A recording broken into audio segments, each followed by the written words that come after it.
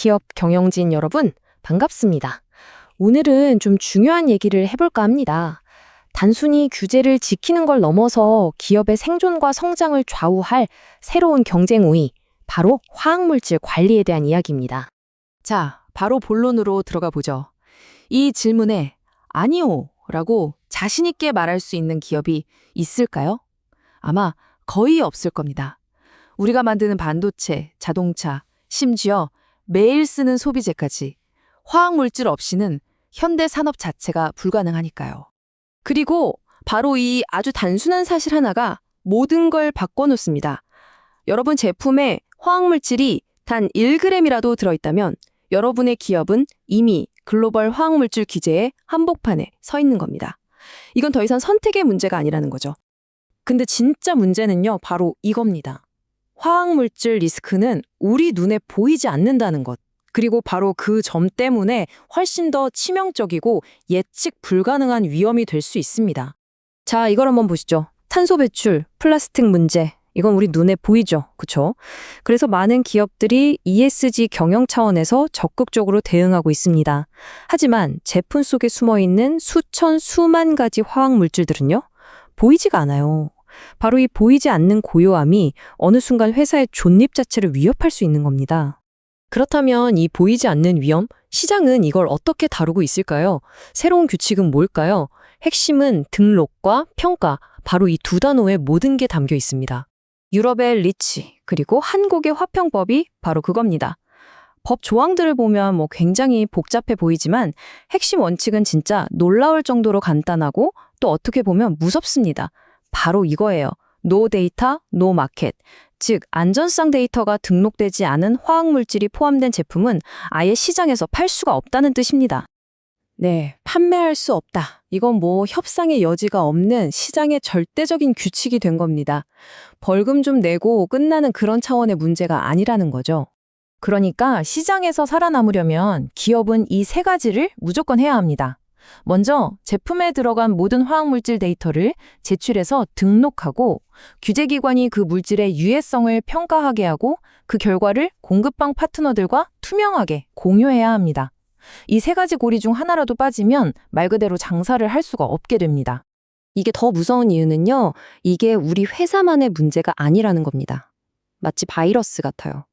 협력사 단 한 곳에서 터진 문제가 순식간에 공급망 전체를 마비시켜버릴 수 있거든요. 한번 상상해 보시죠. 우리 회사는 정말 잘하고 있는데 저기 이름도 가물가물한 2차, 3차 협력사 딱 한 곳이 규제를 어겼다고 칩시다. 그럼 어떻게 될까요? 유럽으로 가던 수백억 원짜리 우리 제품이 항구에서 꼼짝도 못하고 글로벌 고객사와의 핵심 계약은 그냥 하루아침에 날아가는 겁니다. 이게 그냥 상상이 아니라 실제로 일어나는 일입니다. 이 거미줄 같은 공급망 좀 보세요. 진짜 위험은 우리 공장 안에 있는 게 아니에요. 바로 이 수많은 협력사들이 쓰는 그 원자재, 그 안에 숨어 있습니다. 이제는 이 공급망 전체를 손금 보듯이 꿰뚫어보지 못하면 살아남을 수가 없는 시대가 된 겁니다.